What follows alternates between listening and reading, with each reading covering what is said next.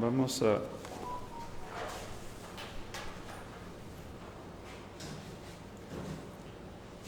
hacer una oración antes de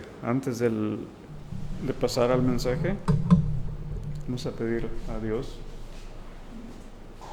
Padre Santo, Todopoderoso, te rogamos, Señor, que tu palabra, Señor, esté tocando nuestra mente, esté tocando nuestro corazón. Ayúdanos a comprender, Señor, la manera en que tú tratas, Señor, con tu creación, cómo no haces acepción de personas y tu aceptación es siempre guiada por tu gran amor. Te pedimos todo esto, te lo agradecemos todo en el nombre de tu amado Hijo, Cristo Jesús. Amén. Amén. Bien, el poder de la aceptación amorosa. Y ya vimos en la lectura de Romanos 14, ¿verdad? Que dice, no se metan en broncas de que si comes o que si no comes, que si comes carne, que si comes verduras, o el día que guardas o el día no lo guardas, ¿verdad? Todo está bajo el control de Dios. Y Dios no hace acepción de personas. Adelante, por favor. El tema de esta semana es el poder de la aceptación amorosa, y al considerar los textos del tema, podemos ver que tanto recibir como dar aceptación amorosa es uno de los componentes fundamentales de una vida de fe. En Colosenses 3, los versos 13 al 14 dice: sean tolerantes los unos con los otros. Y si alguien tiene alguna queja contra otro, perdónense, así como el Señor los ha perdonado a ustedes. Y sobre todo, ámense unos a otros, porque el amor es el mejor lazo de unión. El enfoque, pues, es el amor. Si hay amor, hay tolerancia. Si hay amor, hay comprensión. Si hay amor, hay unión. Hasta el temor se va por medio del amor. Adelante, por favor. El texto que acabamos de escuchar, de nuestra hermana Betty, explora la forma en que la aceptación puede curarnos de nuestra necesidad de comparar, y nos ofrece la libertad en Cristo a la que estábamos destinados previamente. Estábamos destinados desde antes de la fundación del mundo a disfrutar. Entonces no nos metamos en broncas de criticar a los demás. Dicen los 3 primeros versículos de Romanos: reciban bien a los cristianos débiles, es decir, a los que todavía no entienden bien qué es lo que Dios ordena. Si en algo no están de acuerdo con ellos, no se metan en broncas, no discutan. Por ejemplo, hay quienes se sienten fuertes y creen que está bien comer de todo, mientras que los débiles solamente comen verduras. Pero los que comen de todo no deben despreciar a los otros. Y de igual manera, los que solo comen verduras no deben criticar a los que comen de todo, pues Dios los ha aceptado por igual. Adelante.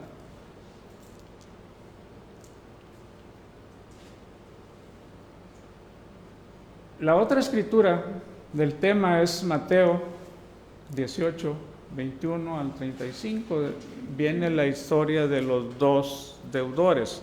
No la vamos a leer, creo yo que es es una escritura muy conocida, los dos deudores, ¿verdad? El pasaje de Mateo revela la conexión entre nuestra capacidad de perdonar, aquel que debía mucho, que debía una cantidad impagable y su Señor lo perdonó. Pero ya después de perdonado, este siervo, ¿verdad?, se encuentra uno que le debe poquito y lo atosiga, ¿verdad?, que si no le paga va a parar a la cárcel, ¿verdad? Es una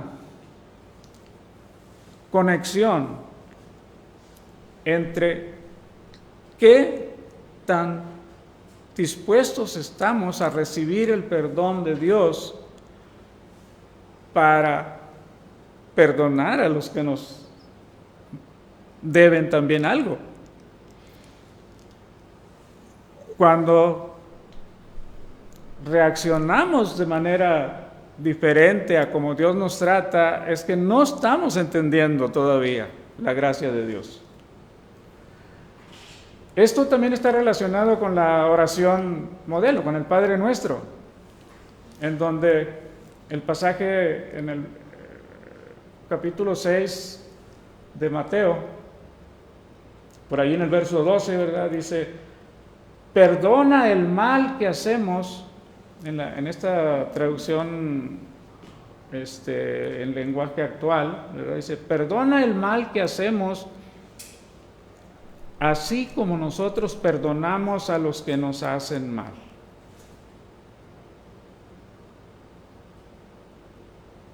Perdona el mal que nosotros hacemos, así como nosotros también perdonamos a los que nos... Aunque parece que es condicional, porque si no perdonas, parece que Dios no te va a perdonar, parece que es condicional. No, lo que pasa es que no estamos aceptando la gracia. Vamos a leer estos dos pasajes, estos sí los quiero leer, Gálatas 2:21 y 2 Corintios 6:1.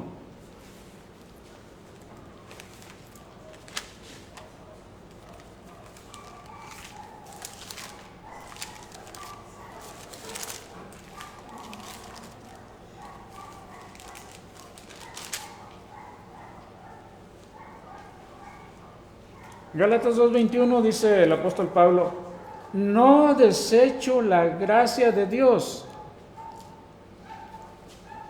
Cuando Pablo dice no desecho la gracia de Dios, que la podemos desechar. O sea, podemos no hacer caso de la gracia de Dios. No desecho la gracia de Dios, pues si por la ley fuera la justicia, entonces por demás murió Jesús. La gracia de Dios está por encima de la ley. Y si la aceptamos, Dios nos está justificando, nos está perdonando, nos está haciendo libres de deuda.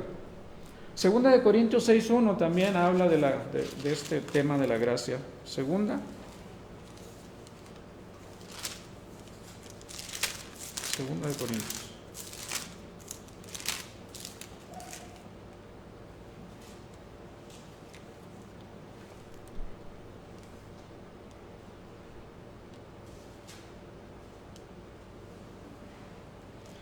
Dice: así pues, nosotros como colaboradores suyos os exhortamos también a que no recibáis en vano la gracia de Dios. ¿Se puede recibir en vano? Pues sí, o sea, se puede desechar también. Se puede recibir en vano, se puede desechar. Y entonces caemos en el problema, ¿verdad?, del deudor de mucho, que tenía una deuda muy grande y que su Señor lo perdonó, pero él no asimiló la gracia. No asimiló que el Señor lo estaba tratando con gracia y por lo tanto al que le debía a él, pues lo trata con ley, lo trata con mano férrea. Bueno, vamos a seguir adelante para irle agarrando al tema.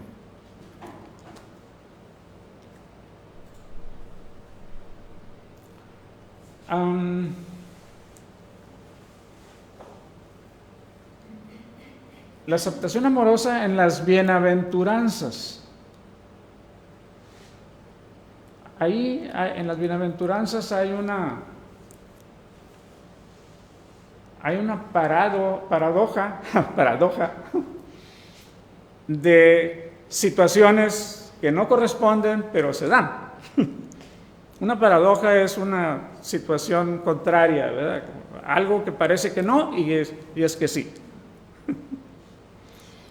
Como, yo solo sé que no sé nada. Bueno, sé o no sé. Es una paradoja. Bueno, vamos a leerlo aquí en la lenguaje actual, en la traducción del lenguaje actual, ¿verdad? Dice, porque en vez de bienaventuranzas, aquí están como bendiciones. Dice, cuando Jesús vio a tanta gente, subió a una montaña y se sentó. Los discípulos se le acercaron y él comenzó a enseñarles. Dios bendice a los que confían totalmente en él, pues ellos forman parte de su reino.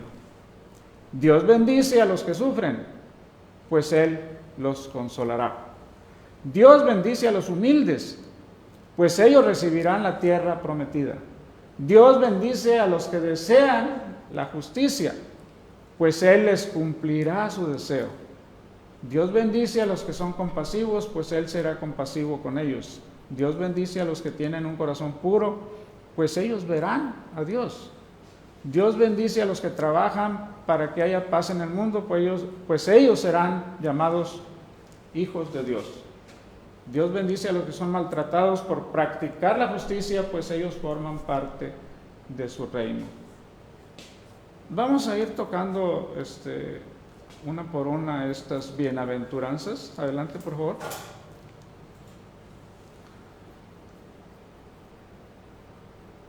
Aquí está en la versión Reina Valera, ¿verdad? Viendo la multitud, subió al monte, sentándose, vinieron a él sus discípulos, y abriendo su boca les enseñaba diciendo, bienaventurados los pobres en espíritu, porque de ellos es el reino de los cielos. El enfoque de la predicación de Jesús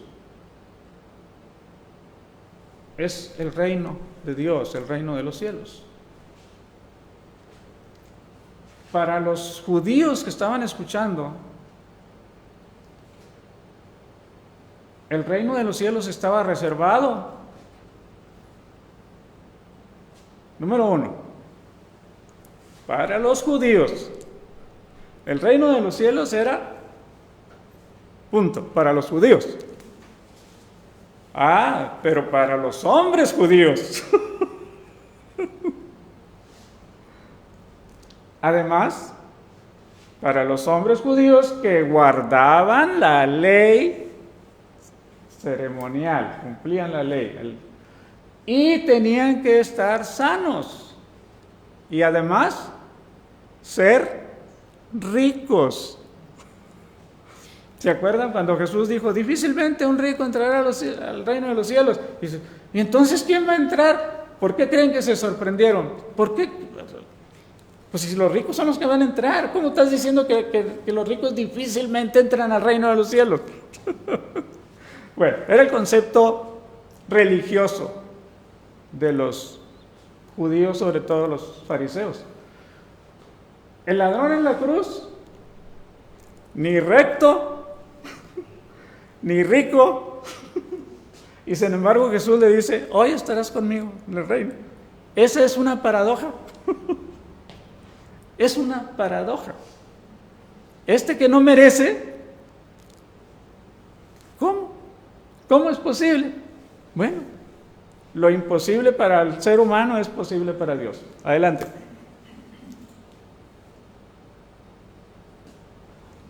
Bienaventurados los que lloran, porque ellos recibirán consolación. Bienaventurados los mansos, porque ellos recibirán la tierra por heredad. A los que lloran, pues lloran por algún dolor. Pues Dios les promete consolación. Están llorando, están con dolor, Dios les promete consolación. Los mansos. Manso es relacionado con mansedumbre.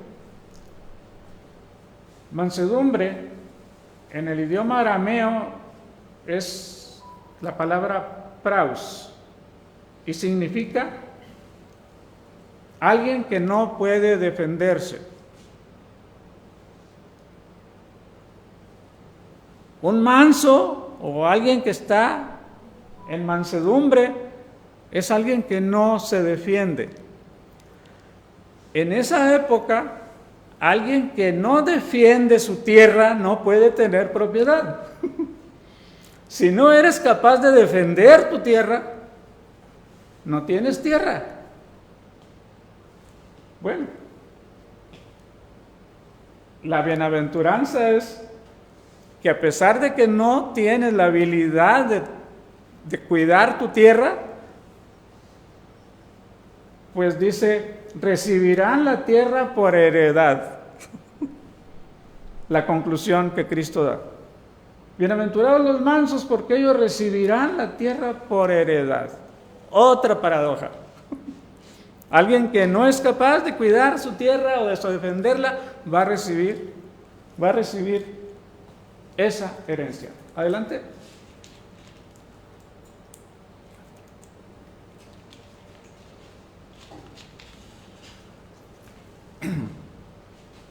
Bienaventurados los que tienen hambre y sed de justicia, porque ellos serán saciados. No solamente con un poquito de justicia, saciados. Saciado es hasta que ya no, ya no más. Saciados.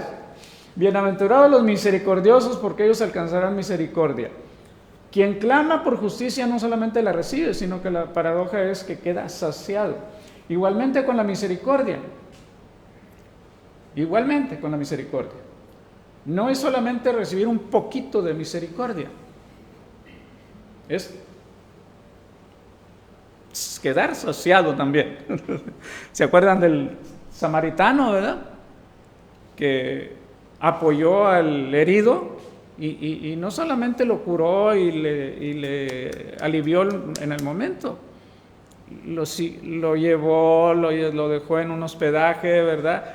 Pagó por él y luego todavía, si algo más gastas, ¿verdad? Te lo voy a pagar cuando regrese, ¿verdad? O sea, dar, más. Una sobreabundancia de misericordia. Ok, adelante. Bienaventurados los de limpio corazón, porque ellos verán a Dios. Los de limpio corazón. La paradoja es que no tenemos un corazón limpio. Dios mismo nos tiene que limpiar, ¿verdad? Dios tiene que limpiarnos para que podamos estar en su presencia y verlo, porque dice, verán a Dios.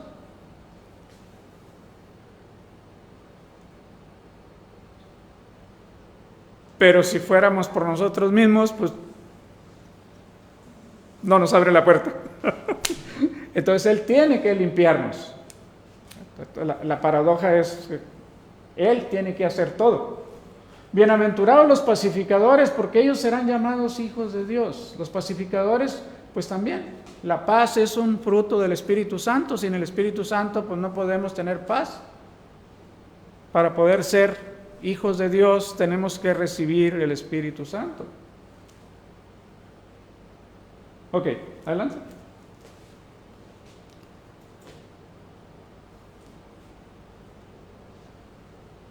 El significado de bienaventurado es estar muy bien, estar bastante bien o plenamente bien. Bienaventurados los que padecen persecución por causa de la justicia, porque de ellos es el reino de los cielos. Bienaventurados sois cuando por mi causa os vituperen y os persigan y digan toda clase de mal contra vosotros, mintiendo. Gozados y alegrados porque vuestro galardón es grande en los cielos, porque así persiguieron a los profetas que fueron antes de vosotros. Bienaventurados significa estar muy bien, estar de lo mejor, cuando paradójicamente los creyentes pasamos por persecuciones o acusaciones falsas. Dios nos insta en estas circunstancias indeseables a que nos gocemos y nos alegremos con la mirada puesta en el galardón. Aunque estamos pasando por broncas aquí, tenemos un futuro maravilloso. Entonces eso nos anima, ¿verdad? Nos anima. Ok. Adelante.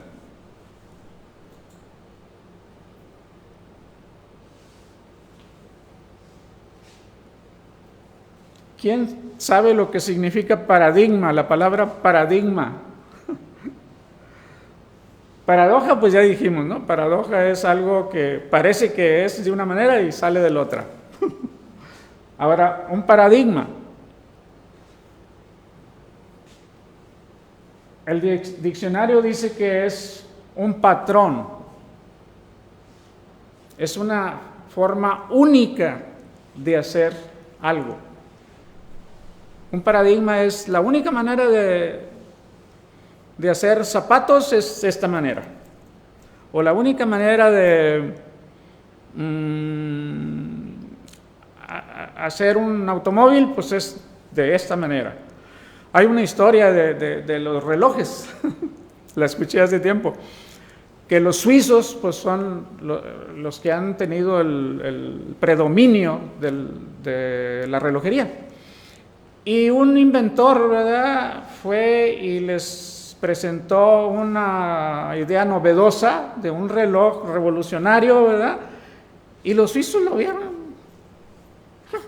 Un reloj sin manecillas, un reloj sin cuerda, un reloj, pues no es reloj. Y se los llevó el tren porque salió el reloj digital, ¿verdad? Y no le hicieron caso.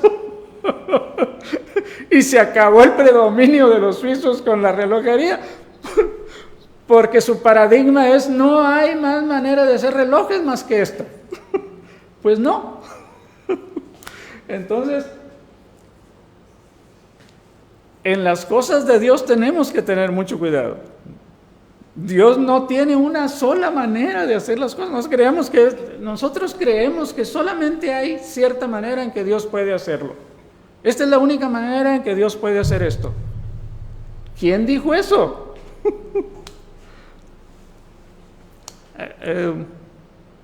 Hay un solo camino para ir al Padre y es Jesús.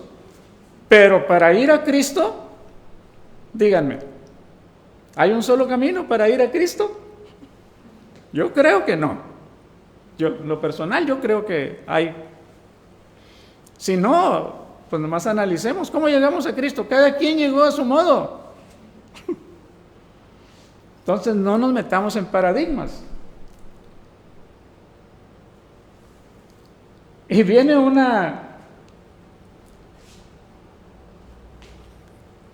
¿cómo se llama esto? Una parodia de la escritura. No, una parodia, vamos a llamarle. Una parodia de esa escritura cuando se le preguntó a Jesús cuál es el más grande mandamiento. Y aquí es como una parodia, ¿verdad?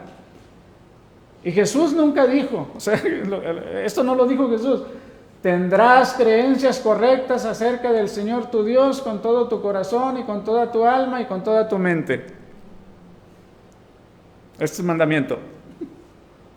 Este es el mejor y principal mandamiento. Y un segundo también, otro segundo parodiado, Convertirás a tus vecinos que no tengan creencias correctas, y si no se convierten, los derrotarás en una guerra cultural. De estos dos mandamientos depende toda la ley y los profetas. Falso.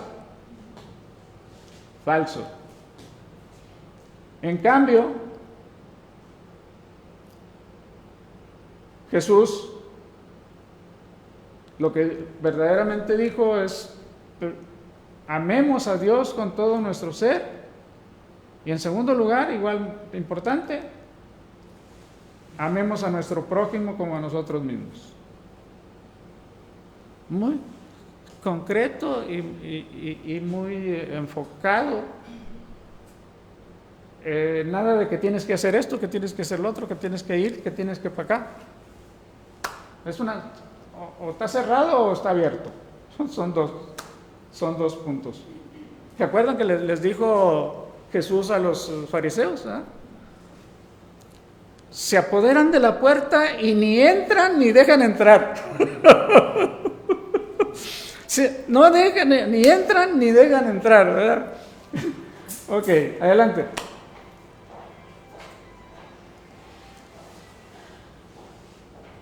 Abrazando diferencias, no desechando.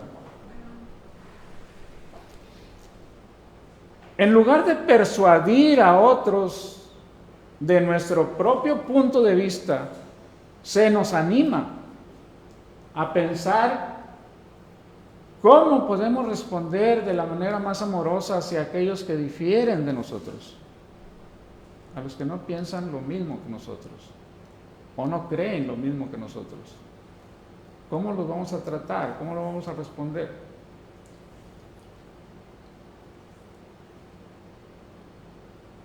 Cristo mismo nos da una paradoja en cuanto a que nos amó más que a sí mismo. Cuando Él entrega su vida por nosotros, está amándonos más que a sí mismo. Y podemos escuchar las frases de Mateo, o leer las frases de Mateo 5, 21 al 48. ¿Oíste que fue dicho?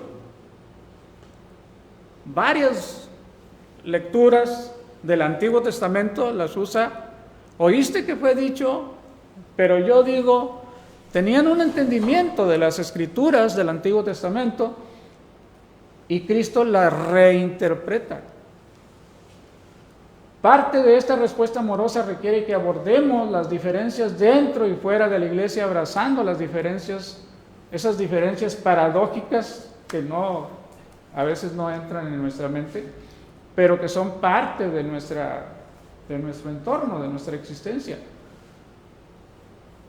Ser inclusivos nos enriquece con la gracia de Dios.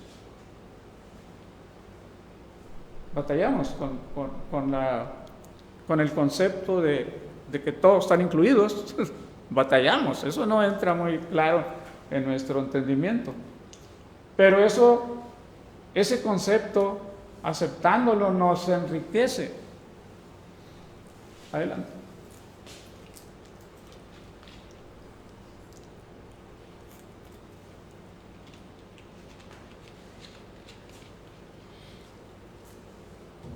Cuando pensamos que es blanco o es negro, o es así o es asá, o solamente hay tenemos que considerar que puede haber una diversidad de situaciones o de respuestas a las situaciones. Tenemos que aprender a hacer mejores preguntas. A menudo, cuando nos enfrentamos a un problema o a un desacuerdo, enmarcamos la pregunta de una manera u otra, que podría ser algo novedoso o útil. ¿Cuál es la opción, la mejor opción? ¿Algo novedoso o algo útil?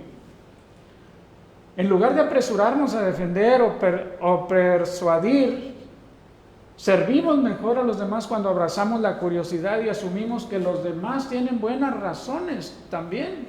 Pueden tener buenas razones, tal vez incluso convicciones personales con respecto a sus elecciones. Podríamos preguntar o podríamos pedir, cuéntame más sobre esto. Es un buen comienzo. Aprender la habilidad de escuchar reflexivamente puede ayudarnos a comprender el problema real detrás del problema.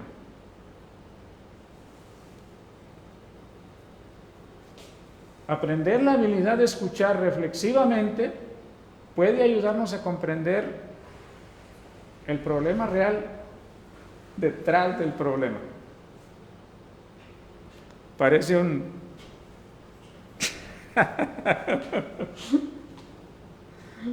trabalengua. Y concluir que la respuesta asertiva paradójica podría ser las dos cosas, o sea, puede ser novedoso y útil, pues podrían ser las dos cosas. En vez de escoger una, ¿verdad? Pues podrían ser las dos cosas a la vez. Si se analiza la situación a fondo, ¿verdad? Ok, adelante. Dios mira realmente más allá de lo que nosotros podemos ver o percibir.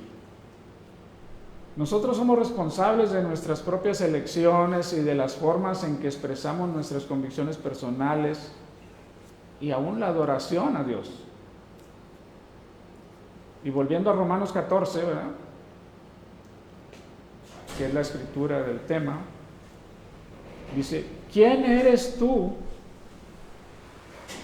para juzgar al siervo de otro? Bienvenido. ¿Quién eres tú para juzgar al siervo de otro? Que se mantenga firme o que caiga es asunto de su propio Señor. Y se mantendrá firme porque el Señor tiene poder para sostenerlo.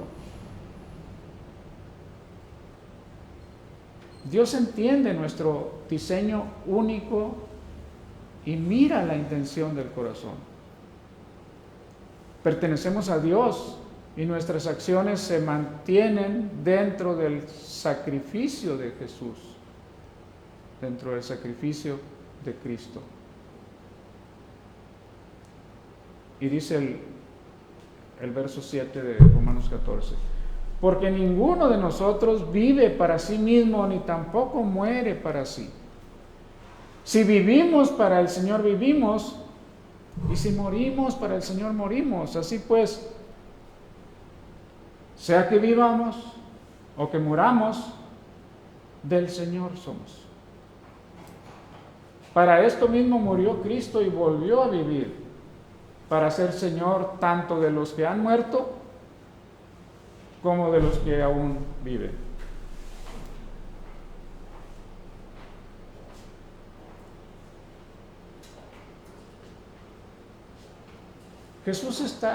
Dios está en control aún más allá de la muerte. Nosotros estamos limitados y a veces decimos, bueno, hablando de personas que creemos, ¿verdad?, que no conocen a Dios, ¿verdad?, y mueren. Entonces, se perdió porque no recibió el mensaje, no recibió las buenas nuevas, y a lo mejor hasta nos sentimos responsables. Debí de haberle predicado y se fue y no le prediqué. Como si nosotros fuéramos Dios, ¿verdad?, capaces de ser responsables, ¿verdad?, de la persona. Cuando, pues ahí dice, ¿verdad?, en estas escrituras dice que ¿por qué juzgamos al siervo? Si se mantiene firme o si cae, pues es asunto de su creador, de su Señor. Y luego da una afirmación, dice, pero se mantendrá firme, aunque nosotros no lo veamos, ¿verdad? se mantendrá firme porque el Señor tiene poder para sostenerlo. Ok, adelante. Cristo oró para que seamos uno. Toda la humanidad. La oración de Jesús abarca toda la humanidad, para que seamos uno.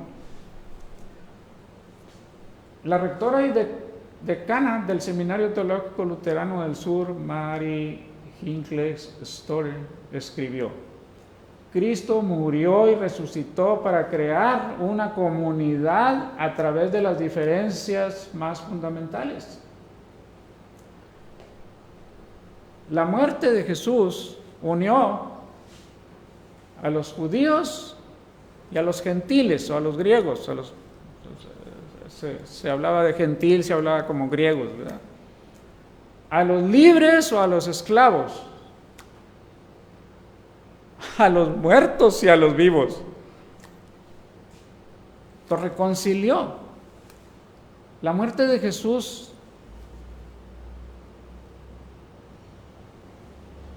a alguien le sorprendió. Una ocasión que estaba hablando yo en el momento de la muerte de Jesús, se rompe el velo. Se rompe el velo del templo que separa el lugar santísimo. Y el romperse el velo es un símbolo de que se abre el acceso. Se está abriendo el acceso para entrar a la presencia de Dios. Y dice esta persona: no lo había entendido. No había entendido que en ese momento se abrió el cielo o el acceso al reino de Dios o el lugar o entrar al trono de gracia confiadamente, ¿verdad? Dice por ahí Hebreos, ¿verdad? Entremos confiadamente, porque el velo ya no existe. El reconocimiento de que Jesús es el Señor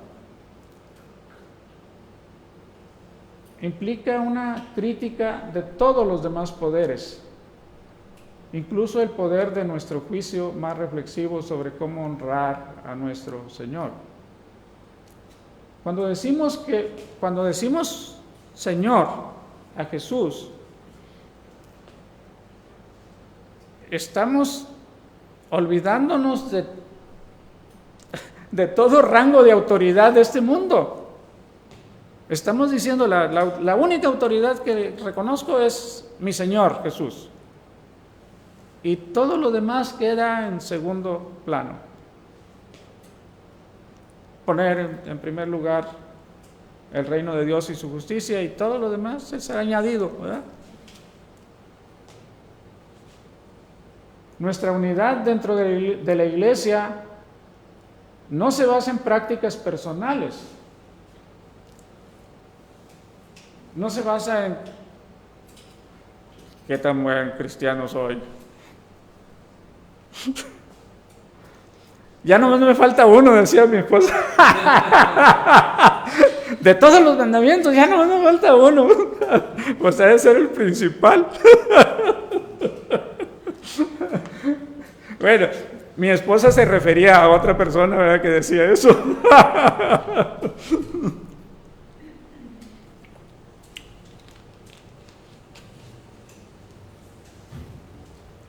Adelante.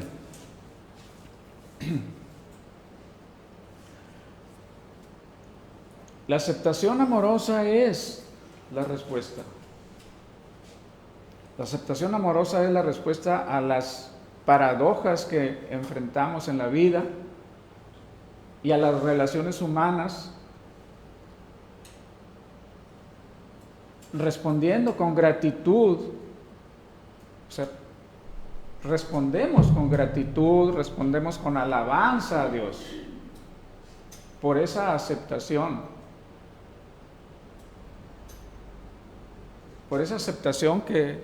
que Dios nos da, nos acepta. Y expresamos gratitud y expresamos alabanza a Dios. expresamos fe en que recibimos esa aceptación amorosa cuando tratamos a nuestro prójimo de la misma manera. Concluye. Está escrito, dice Romanos 14:11, tan cierto como que yo vivo, dice el Señor, ante mí se doblará toda rodilla y toda lengua confesará a Dios. ¿Entendemos la grandeza de esa expresión? Lo que abarca. El Señor está diciendo, ¿se acuerdan la otra escritura que dice, la palabra que sale de mi boca no regresará vacía?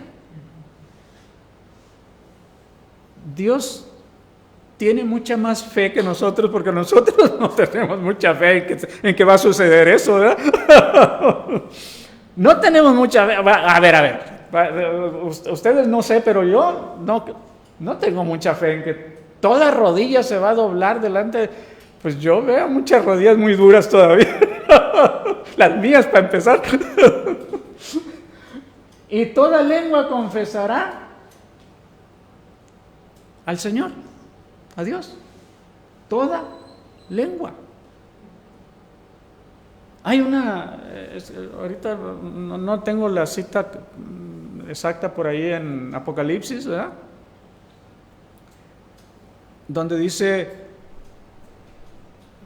que será predicado este evangelio a toda nación, a toda lengua, a toda raza, a todo pueblo, está hablando de todo el mundo, está hablando sin excepción, sin excepción, a todo el mundo les va a llegar el mensaje, que a lo mejor hoy en este momento todavía no se recibe, en muchos lugares de la tierra no se conoce el evangelio. Ni siquiera, creo que hay pueblos que ni siquiera saben que existió Jesucristo. Entonces, ¿y esos? Pues tiene uno que confiar en las palabras de Dios, ¿verdad? Ante mí se doblará toda rodilla y toda lengua confesará a Dios.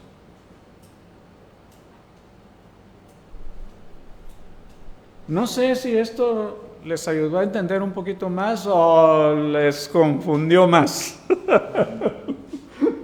Pero lo que Dios está tratando de enseñarnos es apertura, abrirnos, no cerrar el camino, no estar en la puerta cuidándola que no entren, pero nosotros tampoco entramos.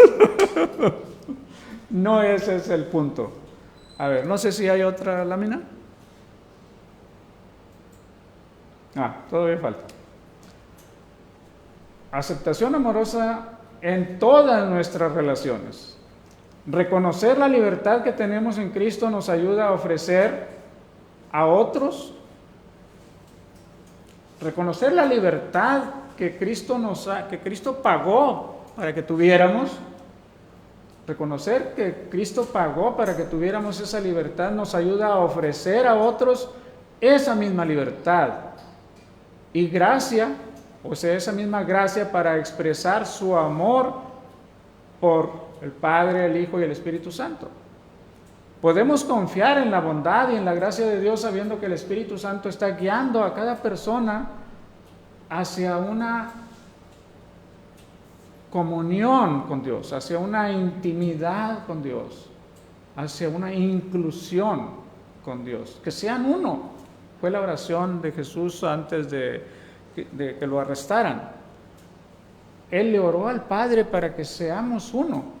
Pablo demuestra en Romanos 14 que las actitudes críticas hacia las diferentes decisiones de los demás no promoverán la visión que Dios tiene para la humanidad.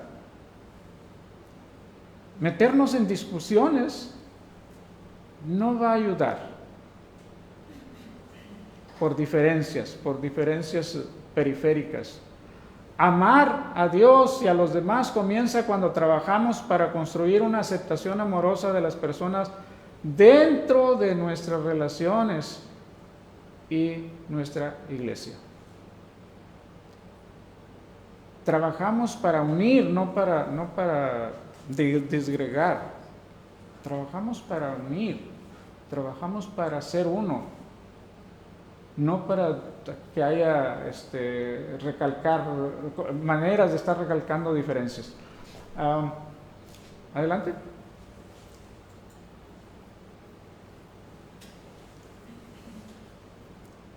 Llamado a la acción. Cuando te enfrentas a un conflicto, bien sea en el hogar o en el trabajo, en lugar de responder con una respuesta de ¿esto es blanco o es negro? ¿Es así o es así? Solamente hay dos maneras, ¿verdad? Entonces una de las dos tiene que ser. Pues en vez de eso, consideremos primero pedirle a Dios que nos ayude a ver a la otra persona como Él la ve, como alguien creado a su imagen. Y luego podemos hacer la pregunta, a ver, háblame más de esto, háblame más de tu postura, háblame más de lo que tú crees, háblame más de lo que tú me estás diciendo. O ayúdame a entender. Mientras la persona explique o nos explica, pues escuchémosle y pidámosle sabiduría a Dios y luego una práctica reflexiva, una práctica de escuchar reflexivamente para ver si lo estamos entendiendo. Y si es necesario, tomemos tiempo para pensar en una respuesta amorosa que pueda abordar el problema para que todos los involucrados se sientan escuchados y amados. Esto es parte del mandamiento nuevo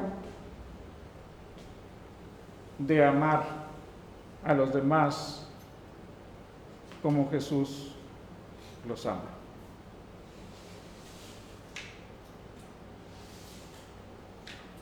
En este mandamiento nuevo está implícito esa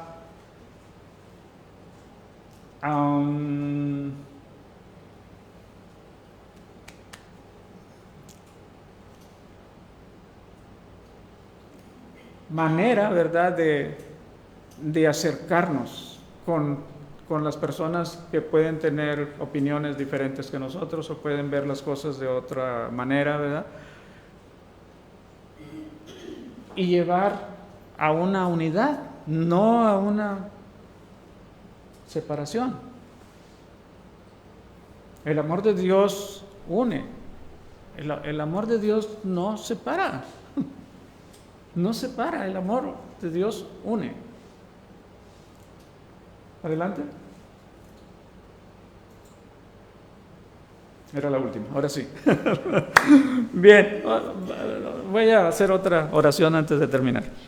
Padre Santo, te rogamos, Señor, que tu palabra, Señor, cause el efecto que tú quieres, Señor. Danos una mente, Señor, guiada por Cristo para entender, Señor, y para poder no solamente entender, Señor, sino vivir bajo esos preceptos.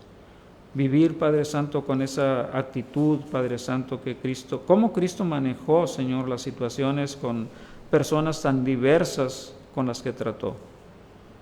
Ayúdanos, Padre, a ver ese ejemplo de Jesús y ayúdanos a vivirlo en nuestras vidas personales, en nuestras relaciones, Señor, con nuestros amigos, con nuestros vecinos, con nuestros compañeros de trabajo, compañeros de escuela, Señor. Ayúdanos, Padre, a llevar esa luz que Cristo dice que somos para el mundo. Te damos gracias, Padre, y te pedimos todo en el nombre de Cristo Jesús, nuestro Salvador. Amén. Amén.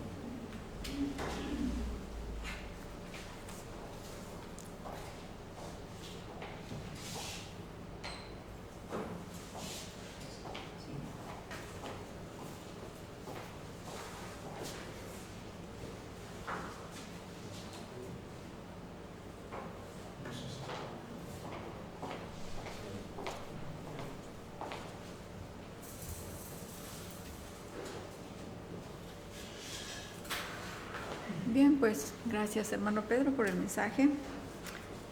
Gracias a Dios porque siempre es vital para nuestro espíritu estar escuchando la palabra, estar fortaleciéndonos. Hay una frase que en el desarrollo de la